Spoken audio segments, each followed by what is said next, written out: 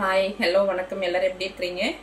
வாங்க சுட சுட சூப்பராக பிரியாணியை தோற்று போகிற அளவுக்கு ஒரு தக்காளி சாப்பாடும் அதுக்கு உருளைக்கிழங்கு பொரியலும் செஞ்சுக்கலாம். ரொம்ப ரொம்ப சிம்பிளாகவும் இருக்கும், அதே சமயத்தில் செய்கிறதுக்கு வந்து ஈஸியாக இருக்கும், டேஸ்ட் ரொம்ப நல்லா இருக்கும். எல்லாரும் தக்காளி சாப்பாடு செய்வாங்க, ஒவ்வொருத்தரும் ஒவ்வொரு விதமாக செய்வாங்க, அந்த ஒவ்வொன்றும் ஒவ்வொரு டேஸ்ட்டில் இருக்கும். இப்போ நம்ம ஒரு மெத்தடில் தக்காளி சாப்பாடு செய்யலாங்க. அதுக்கு இப்போ நம்ம குக்கர்லேயே செய்ய போகிறோம். பாருங்கள், நான் குக்கர் எடுத்துகிட்டு ஈரமே இல்லாமல் குக்கரை நம்ம வச்சுக்கணும். நல்லா குக்கர் காஞ்சது பிறகு எண்ணெய் சேர்த்துக்கலாம். பாருங்கள், ஒரு 3-4 ஸ்பூன் வர்ற மாதிரி எண்ணெய் சேர்த்துக்கோங்க. எண்ணெய் நல்லா காயட்டும். பாருங்கள், எண்ணெய் நல்லா காஞ்சிருச்சு. நம்ம பிரியாணி இலை இருக்கு இல்லையா, அது மாதிரி சின்ன சின்னதாக கட் பண்ணி போட்டுக்கலாம். கூடவே பாருங்கள், சின்னதாக ஒரு ஸ்டார் அனீஸு, அப்புறம் சின்ன சின்னதாக ஒரு 4-5 துண்டு பட்டை, கூடவே ஒரு 6-7 ஏலக்காய், ஒரு 6-7 கிராம்பு, கொஞ்சமாக கல்பாசி. இந்த கல்பாசி போடுறது வந்து தக்காளி சாதத்துக்கு நல்ல ஃப்ளேவர் கொடுக்குங்க. நம்ம இப்போ எதுவும் அரைச்சி மசாலா சேர்க்கல, இந்த பட்டை கிராம்பெல்லாம் அப்படியே போட்டு தாளிச்சாச்சுங்க. இது எண்ணெயில் தாளிக்கும் போது இதோட வாசனை ஒரு மாதிரி இருக்கும். நம்ம அரைச்சி சேர்த்தோம்னா அந்த பிரியாணி அந்த இது மாதிரியே இருக்குங்க. பாருங்கள், நல்லா அந்த ஸ்பைசஸ் எல்லாம் நல்லா பொரிஞ்சிருச்சு. அது கூடவே நல்ல பிரியாணிக்கு நீல வாக்கில் கட் பண்ணோம்ல வெங்காயம், அது மாதிரி கட் பண்ண வெங்காயம் ஒரு 5 பெரிய வெங்காயம் சேர்த்துருக்குறேன். அது கூட கருவேப்பிள்ளைங்க சேர்த்து நல்லா வதக்கிக்கலாம். கூடவே ஒரு 5 பச்சை மிளகாய் கீரி சேர்த்துக்கங்க. கொஞ்சம் காரம் இல்லாத மிளகாய், இது காரம் இருந்துச்சுன்னா ஒரு 3 மிளகாய் சேர்த்துக்கங்க போதும். நீங்கள் எவ்வளோ அரிசி எடுக்கிறீங்களோ அதுக்கு தகுந்த மாதிரி. நான் கிட்டத்தட்ட 3/4 கிலோ அரிசி எடுத்துருக்கிறேன். நம்ம சீரக சம்பா அரிசி, பாஸ்மதி ரைஸு, பச்சரிசி, புழுங்கலரிசியிலெல்லாம் பிரியாணி இது மாதிரி தக்காளி சாப்பாடு செய்வோம். நான் வந்து இன்றைக்கி பொன்னி பாயில் ரைஸ் தான் எடுத்துருக்கிறேன், புழுங்கலரிசி. அது வந்து நான் 3/4 கிலோ எடுத்திருக்கேன். இப்போ நம்ம தாளிக்க ஆரம்பிக்கும் போதே அரிசியை நல்லா 2 டைம் களைஞ்சி கழுவிட்டு நீங்கள் வந்து ஊற வச்சுருங்க. அப்போ கரெக்டாக இருக்கும். நம்ம தாளித்து எல்லாம் ரெடியாக வரும்போது நம்ம அரிசி வந்து கரெக்டாக ஊறி இருக்கும். நல்லாவே பொன்னிறமாக வதங்கணுங்க, வதங்கட்டும். நம்ம இப்போ அரைச்சிக்கலாங்க. இஞ்சி பூண்டெல்லாம் அரைச்சிக்கலாம். நம்ம வந்து ரொம்ப நைஸாக அரைக்க போகிறதில்ல, அப்படியே குறைன்னு ஒன்றும் அதிகமாக இடித்து கூட சேர்த்துக்கலாம். நல்ல 1 ஸ்பூனு சோம்பு உங்களுக்கு தெரியும், டைஜஷனுக்கு ரொம்ப நல்லது. அது இல்லாமல் இந்த தக்காளி சாதத்துக்கு ஒரு நல்ல ஃப்ளேவர் கொடுக்கும். அது கூட நல்ல பெரிய துண்டாக இஞ்சி நான் 3 துண்டு சேர்த்துருக்கிறேன். கூடவே நல்லா ஒரு 1/4 கப்புக்கு பூண்டு உரிச்சி சேர்த்துருக்குங்க. இதை வந்து ரொம்ப நைஸாக பேச அரைக்காமல் குறைன்னு ஒன்றும் அதிகமாக இடித்து எடுத்த மாதிரி எடுத்துக்கலாம். இல்லாட்டி இடிக்கிற கல்லில் இடித்து எடுத்துக்கலாம். நம்ம பாருங்கள், கொஞ்சம் குறைன்னு தான் இந்த பாருங்கள், இடித்து சேர்த்தோம்னா எப்படி இருக்கும் அப்படி தான் சேர்த்துருக்குறோம். இப்போ நம்ம இதையும் சேர்த்துக்கலாம். பாருங்கள், ஒரு 70% வெங்காயமும் நல்லா வதங்கி வந்திருக்கு. இப்போ நம்ம இடித்த இஞ்சி பூண்டை சேர்த்துக்கலாம்.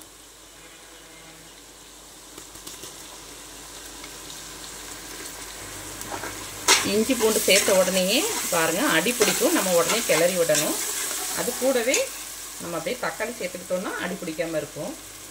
பாருங்கள், நான் வந்து ஒரு 400 கிராம் இருக்கும் தக்காளி சேர்த்துருக்குறேன். நல்லா இது நாட்டு தக்காளி. தக்காளி சாதத்துக்கு வந்து நாட்டு தக்காளி வந்து ரொம்ப நல்லாயிருக்கும். இது கொஞ்சம் ஒரு லைட்டாக ஒரு புளிப்பு இருக்கும் இல்லையா, அது வந்து ரொம்ப அந்த ரைஸோடு சேர்ந்து சாப்பிடும்போது அந்த புளிப்பு ரொம்ப நல்லாயிருக்கும். பாருங்கள், நல்லா வதங்கட்டும். இது கூட நம்ம மசாலா சேர்த்துக்கலாம். தக்காளி கூடவே நம்ம 1 ஸ்பூனு தனி மிளகாத்தூள் சேர்த்துக்கலாம். நம்ம இப்போ ஃபஸ்ட்டே சேர்க்குறதுனால கலர் வந்து ரொம்ப நல்ல கலராக இருக்கும், நமக்கு நல்ல ரெட் கலர் கிடைக்கும். அது கூடவே கொஞ்சமாக புதினா மல்லித்தழை சேர்த்துக்கலாம். இப்போ ஒரு பாதி அளவு சேர்த்துக்கலாம், பிறகு கொஞ்சம் சேர்த்துக்கலாம். கூடவே தக்காளி வதங்குறதுக்கு வந்து கொஞ்சமாக கல்லுப்பு சேர்த்துக்கலாம், பிறகு மீதியை சேர்த்துப்போம். இப்போ கொஞ்சமாக சேர்த்துக்கலாங்க. சேர்த்து எல்லாத்தையும் கலந்துக்கலாம். எல்லாம் சேர்ந்து நல்லா மசிஞ்சு வரணும். தக்காளி எல்லாம் நல்லா மேஷ் ஆகிடணும். நல்லா வதங்கட்டுங்க. அப்படியே தக்காளி வதங்கிட்டே இருக்கிறதுக்குள்ளே நம்ம வந்து செம்பருத்தி பூ ஊற்றி அப்படியே குடிச்சிக்கலாங்க.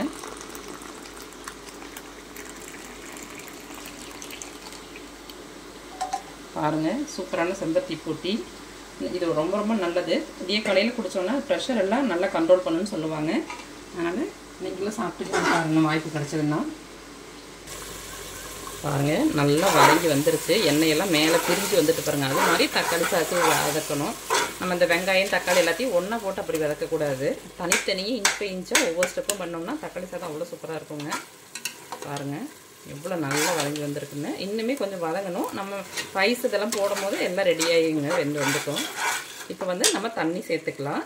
நம்ம வந்து 1 டம்ளர் அரிசிக்கு 2 டம்ளர் தண்ணி. நார்மலாக நம்ம எப்படி நம்ம வீட்டில் சாப்பாட்டுக்கு வைப்போமோ அதே அளவுக்கு நம்ம வச்சுக்கலாங்க. இப்போ நம்ம தண்ணி சேர்த்துக்கலாம். நான் 1 டம்ளர் அரிசிக்கு 2 டம்ளர் தண்ணி சேர்த்துருக்குறேன்.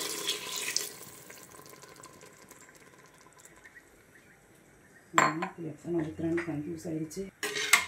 பாருங்கள் நம்ம தண்ணி வந்து தேவையான அளவுக்கு சேர்த்துட்டோம். 1 டம்ளர் அரிசிக்கு 2 டம்ளர் தண்ணி விதம் நம்ம சேர்த்தாச்சுங்க.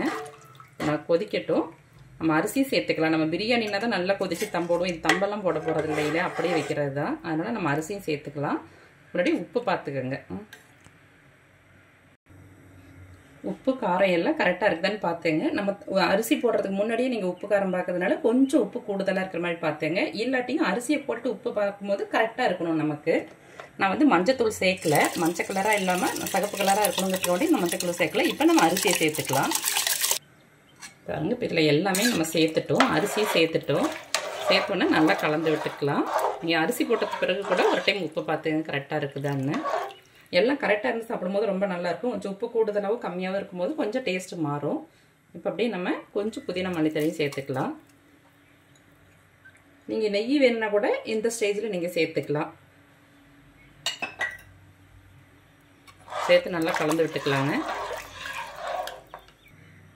சும்மா 1 ஸ்பூனுக்கு ஒரு ஃப்ளேவருக்கு நம்ம 1 ஸ்பூனு நெய் சேர்த்துக்கலாம்.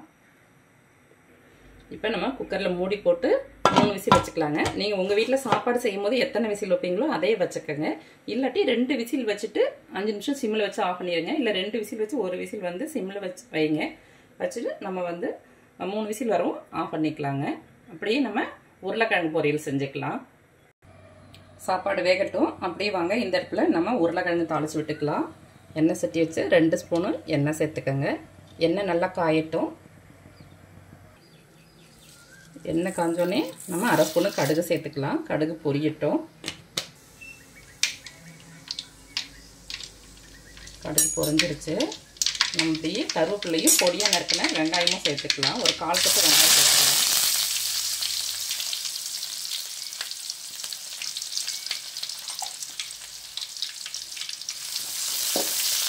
நல்லா வதக்கிக்கலாங்க. நான் பெரிய உருளைக்கிழங்கு ஒரு 2 எடுத்துருக்கிறேன். 1/4 கிலோ இருக்கும். நல்லா தோல் சீவிட்டு கழுவிட்டு இப்படி தண்ணியில் கட் பண்ணி போட்டுங்க. இங்கே பாருங்கள், நான் ரொம்ப பெருசும் இல்லாமல் ரொம்ப சின்னது இல்லாமல் கட் பண்ணியிருக்கிறேன். ரொம்ப நல்லாயிருக்கும். இந்த சைஸுக்கு கட் பண்ணிக்கோங்க. பாருங்கள் வெங்காயம் ஓரளவுக்கு வதங்கிடுச்சு. இப்போ வந்து நம்ம உருளைக்கிழங்கு சேர்த்துக்கலாம்.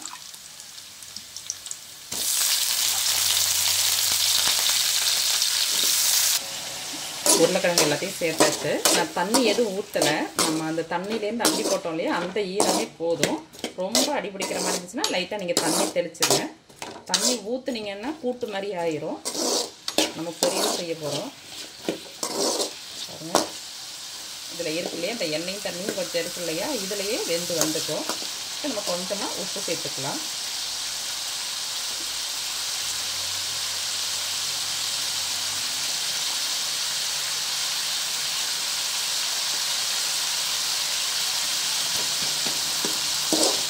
சேர்த்து நல்லா வதக்கிக்கலாங்க. இப்போவே உப்பு போட்டிங்கன்னா நல்லா ஈவனாக எல்லா உருளைக்கிழங்குலையும் ஸ்ப்ரெட் ஆகி சாப்பிடும் போது நல்லாயிருக்கும். இப்போ நம்ம நல்லா மூடி வச்சிடலாம். ஒரு 2 நிமிஷம் நல்லா வேகட்டுங்க. பாருங்கள் உருளைக்கிழங்கு வந்து நல்ல ஒரு 75% வெந்துருச்சு. கலந்து போடலாம். பாருங்கள் நல்லா வெந்து இடையில இடையில கிளறி விட்டுக்கணும். இல்லாட்டி உருளைக்கிழங்கு மாவு சத்து அதிகமாக இருக்குது இல்லையா, அப்படியே அடி பிடிச்சிக்கும். பாருங்கள் நல்லா பாருங்கள் வெந்துருச்சான்னு நம்ம பாருங்கள் இப்படி கட் பண்ணி பார்த்தோம்னா பாருங்கள் நல்லா கட் ஆகுது இல்லையா. இப்போ நம்ம மசாலா சேர்த்துக்கலாம். நான் குழம்பு மிளகாத்தூளே சேர்த்துக்கிறேன். நீங்கள் வந்து வீட்டில் குழம்பு மிளகாத்தூள் இருந்ததுன்னா அதுவே இந்த உருளைக்கிழங்கு பொரியலுக்கு சேர்த்துக்கலாம். இல்லாட்டி தனி மிளகாத்தூள் சேர்த்துக்கலாம். இப்போ சேர்த்து நல்லா கலந்து விட்டுக்கலாங்க.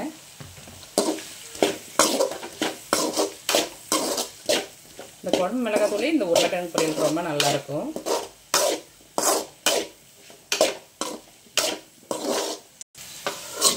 பாருங்கள். மசாலா போடாமே அடிக்க ஆரம்பிக்கும். நீங்கள் வேணும்னா தேங்காய் சேர்த்துக்கலாம். இந்த டைமில் வேணால் நீங்கள் தேங்காய் பூ வேணால் சேர்த்துக்கலாம். நான் இன்றைக்கி சேர்க்கல. அப்படியே 2 நிமிஷம் எல்லாமே இந்த உப்பு மசாலா உருளைக்கிழங்கு உப்பும் பார்த்துக்கங்க. நம்ம முதல்ல போட்டிருக்கோம் இல்லையா, உங்களுக்கு பத்துலையான்னு பார்த்து சேர்த்துக்கங்க. இந்த சைடில் பாருங்கள் உருளைக்கிழங்கு பொரியல் சூப்பராக ரெடி ஆகிடுச்சு. நல்லா அடிப்பிடிக்காமல் பாருங்கள். நல்லா அப்படியே ரோஸ்ட் ஆகிருக்கு பாருங்கள். நம்ம நைஸாக கட் பண்ணல, பெரிய பெரிய பீஸாக தான் கட் பண்ணணும். இருந்தாலும் எவ்வளோ அழகாக வெந்து நல்லா வந்திருக்குங்க. சூப்பராக ரெடி ஆகிடுச்சுங்க. நம்ம அடுப்பு ஆஃப் பண்ணிடலாம். இங்கே தக்காளி சாதம் வந்து 2 விசில் வந்துட்டு இன்னும் 1 விசில் வரணும். நம்ம வெயிட் பண்ணலாம். பாருங்கள் நல்லா 2 விசில் வந்து 5 நிமிஷம் சிம்மில் வச்சு அடுப்பு ஆஃப் பண்ணி வச்சுங்க. தக்காளி சாதம் பிறகு சூப்பராக ரெடியாகி வந்திருக்கு பாருங்கள். மேலால் அரிசி பாருங்கள் நல்லா உதிரி உதிரியாக இருக்குது. அப்படியே நம்ம கலந்து விட்டுக்கலாம். நம்ம சாப்பாடு வந்து தக்காளி எல்லாம் நல்லா மேலே போய் வந்து மேலே நல்லா ரெட் கலராக இருக்கும், கீழே வந்து கலர் இல்லாமல் இருக்கும் இந்த குக்கரில் செய்யும் போது. அதனால் நல்லா இந்த பிரியாணி கலந்து விட்ற மாதிரி மெதுவாக கலந்து விட்டுக்குங்க. அப்போ கலர் வந்து எல்லா பக்கமும் ஈவனாக இருக்கும். தக்காளியோட புளிப்பெல்லாம் எல்லா பக்கமும் சேர்ந்துருக்கும். பாருங்கள் ஆவி பறக்க பறக்க சுட சுட தக்காளி சாதம்.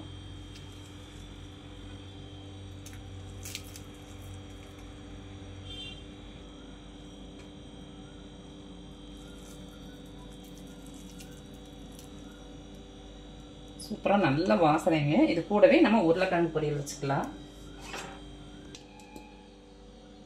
அப்படி எவ்வளோதான் நம்ம பொரியல் செஞ்சாலும் இந்த உருளைக்கிழங்கு பொரியலுக்கும் தக்காளி சாதத்துக்கும் நல்ல ஒரு காம்பினேஷனுங்க. டேஸ்ட்டும் சூப்பராக இருக்கும். சூப்பரான தக்காளி சாதமும் உருளைக்கிழங்கு பொரியலும் ரெடியாச்சு. நீங்களும் இது மாதிரி செஞ்சு சாப்பிட்டு ஆரோக்கியமாக இருங்க. Okay bye, thank you.